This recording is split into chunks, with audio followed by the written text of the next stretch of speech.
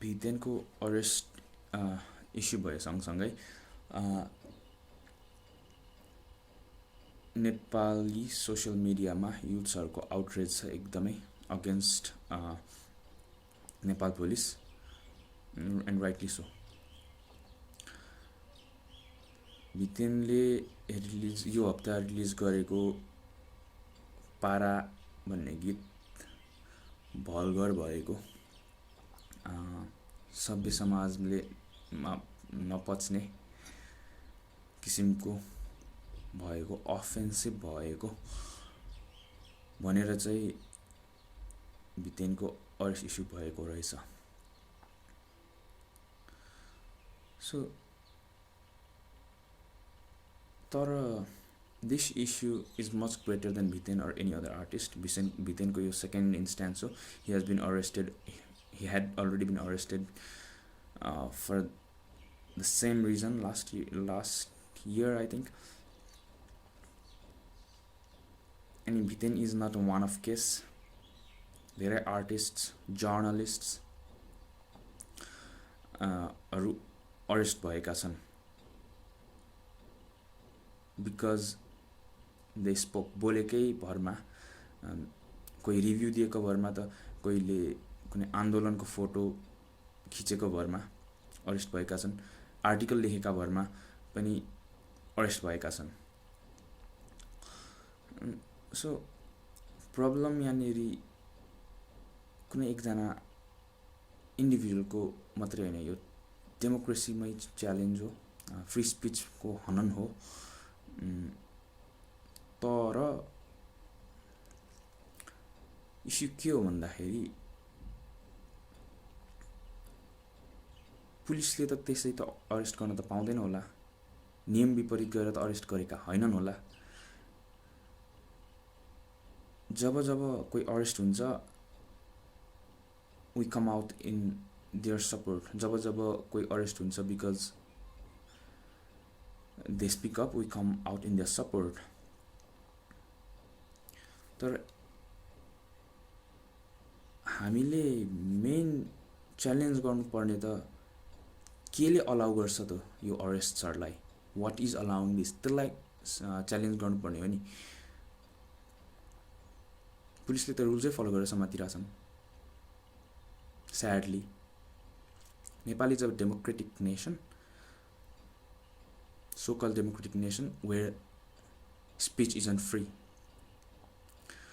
मैले यो किन भनिरहेको छु भन्दाखेरि we all know about IT bill, the limitations and restrictions that it has put on journalists and people. हैन सोशल मिडियामा स्ट्याटस लेखेको भरमा पनि अरेस्ट हुने चान्सेस हुन्छ।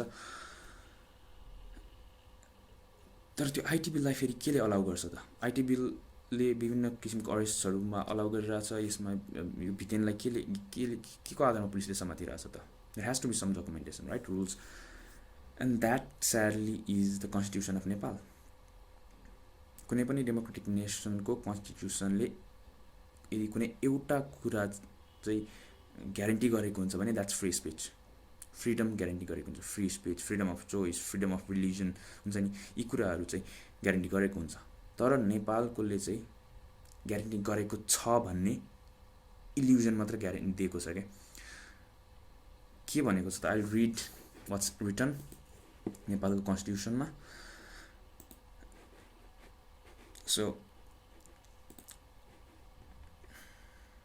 every citizen shall have the following freedoms: freedom of opinion and expression, provided that, but there is a caveat, there is a condition, only in this situation, provided that nothing in subclause A भनेको freedom of opinion and expression shall be deemed to prevent the making of an act to impose reasonable restrictions. Making of an act to impose reasonable restrictions. Case in point, IT bill.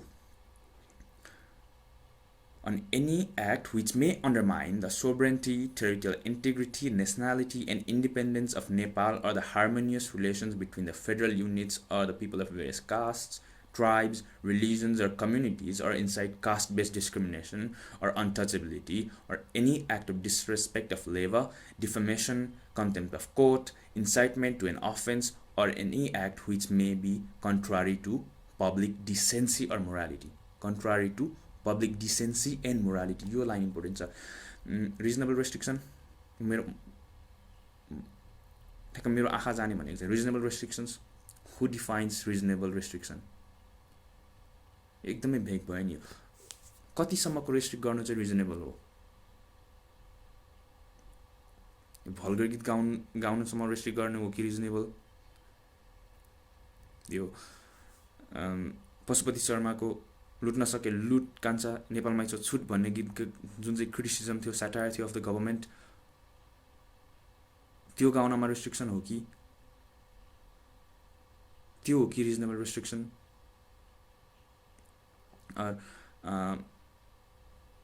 वर्षा शाह जसले photo खिचिरहेको थियो शीतल निवासको अगाडि आन्दोलनको, त्यो arrest गर्नु त्यो हो कि reasonable restriction? Peaceful प्रोटेस्टमा अरेस्ट गर्नु त्यो हो कि reasonable restriction? So who defines what's reasonable and what's not? त्यो एउटा प्रब्लम छ. जो पावरमा छ उसले आफूलाई फिट हुने आधारमा पाइक पर्ने तरिकाले डिफाइन गरिरहेको छ रिजनेबल रेस्ट्रिक्सन्स. अनि अर्को छ contrary to public decency or morality. Who has control over decency and morality? Who owns decency and morality भन्ने हो कि? What's decent? What's morality? What's moral? त्यो नै फिक्स हुन सक्दैन. मलाई डिसेन्ट लाग्ने कुरा, मलाई राम्रो लाग्ने कुरा someone else might not find decent. Criticism indecent भयो कि हैन? अफकोर्स यो कुराहरू डिसेन्सी र मोरालिटी भन्ने हुँदैन भन्न खोजेको होइन. जस्ट ट्राइङ टु टेल कि लिगल्ली गभर्मेन्टले can't define what's legal, sir what's decent and what's moral. They should leave it up to the society, right? अब यो भितेनकी गीत मन परेन भने maybe it's not decent, maybe it is decent, maybe it's good, maybe it's bad. That's not the point of this argument. Free speech भनेपछि free the speech हो. No shackles in speech. So decent छैन भने let the public decide. Moral छैन भने let the public decide. अब के गर्न सकिन्छ त्यसलाई?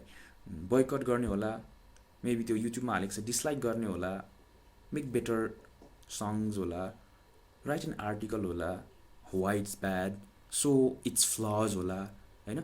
नसुन होला, डोन्ट अटेन्ड हिज कन्सर्ट्स होला, हुन्छ नि? Start a conversation why it's bad or why it should not, त्यो होला नि त. तर गभर्मेन्टले के गरिरहेको छ? They are trying to control, they are trying to limit. तर कसले किन गरिरहेछ? के को आडमा गरिरहेछ? हाम्रो कन्स्टिट्युसनको आडमा गरिरहेको छ. सो आई बिलिभ, मेरो विश्वास भनेको चाहिँ what I believe is this conversation should not be limited to भिटेन. It should not be just about its song Para or any other song. This should be a movement for free speech. यो भितेन जस्तो arrest हुने भइरहेको छ नेपालमा, भइरहेको पनि छ. It will keep on happening in the future. It will keep on happening unless freedom of speech is guaranteed by the Constitution, which at the moment the Constitution doesn't. अब अहिले कस्तो आर्गुमेन्ट्सहरू पनि आइरहेको छ. नेपालीहरू, हामी नेपालीहरूको चाहिँ वी आर एकदमै pick and choose free speech. आफूलाई पाइक पर्ने बेला फ्री स्पिच भन्छौँ, आफूलाई मन नपर्ने कुरा कसैले भन्यो भने फेरि वी वान्ट त्यो ब्यान गर भन्ने किसिमको हुन्छ नि सेन्टिमेन्ट्स आइरहेको हुन्छ एकदमै धेरै. यही भितेनकै केसमा पनि कतिजनाको कन्सर्न चाहिँ नट भितेनलाई को हक हो, उसले बोल्न पाउनुपर्छ. इट्स डेमोक्रेटिक नेसनको, डेमोक्रेसीको के भन्ले दिएको एकदमै इनएलिनेबल राइट हुनुपर्छ फ्री स्पिच भन्ने होइन कि भितेनको गीत मात्रै भल्गर छ र अरूको पनि गीतहरू भल्गर छ भनेर अरूको गीतहरूलाई पोइन्ट गरिरहेछन् कि उनीहरूलाई पनि समात न, किन यसलाई मात्र समात्ने? But that's not free speech. उसले बोल्नु पाएन भन्दैमा अरूलाई पनि बोल्न नदेऊ होइन नि. उसले पनि बोल्न पाउनुपर्छ, अरूले पनि बोल्न पाउनुपर्छ हो, इज फ्री स्पिच. एक्जाम्पलको लागि यो गीत कुन चाहिँ दिइरहेको थियो भने घरमा कोही नहुँदा, अनि अर्को खोइ कुन चाहिँ there is another song as well, त्यो धेरैवटा गीतहरू दिएर यो चाहिँ के भल्गर भएन भन्ने किसिमका कुरा गरिरहेछन्. That's counter productive. त्यसले केही पनि फाइदा गर्दैन यसमा, यो आर्गुमेन्टमा.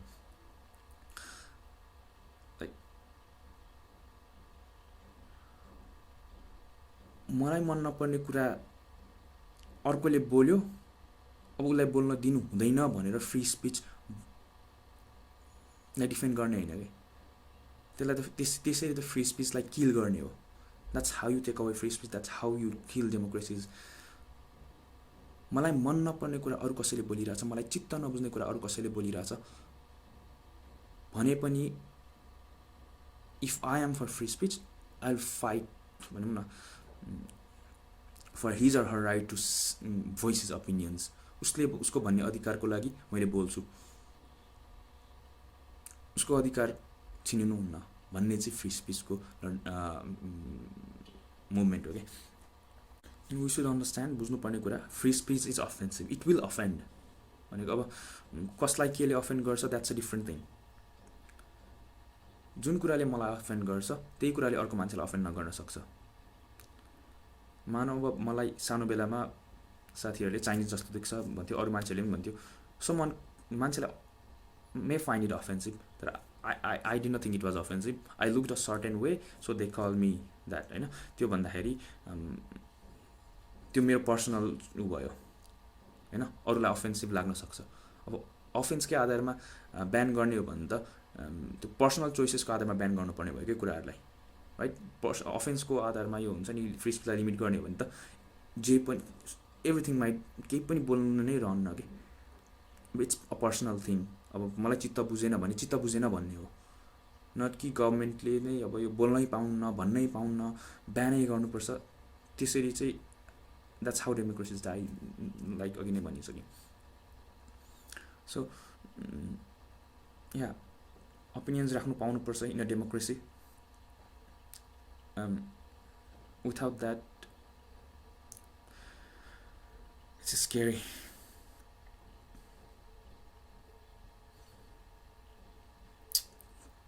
कोही पनि बोलेको आधारमा, सरकारको क्रिटिसाइज गरेको आधारमा, गीत लेखेको आधारमा, किताब पब्लिस गरेको आधारमा, चित्र बनाएको आधारमा, फिल्म बनाएको आधारमा हुन्छ नि आर्टिस्टिक एक्सप्रेसनको लागि अरेस्ट नहोस् भन्ने हो भने चाहिँ एकजना फ्री भिटेन, फ्री प्राणेशको नाराले चाहिँ केही पनि हुनेवाला छैन. त्यो ऊ बच्छ तर फेरि ऊ पनि फेरि जान्छ. जस्ट भिटेन is an example. I could go, you could go, तपाईँ जान सक्नुहुन्छ, म जान्छु. सबैजनालाई चाहिँ यो कन्ट्रोल गर्ने मिडियम हो कि यो चाहिँ. So constitution has to be अमेन्डेड.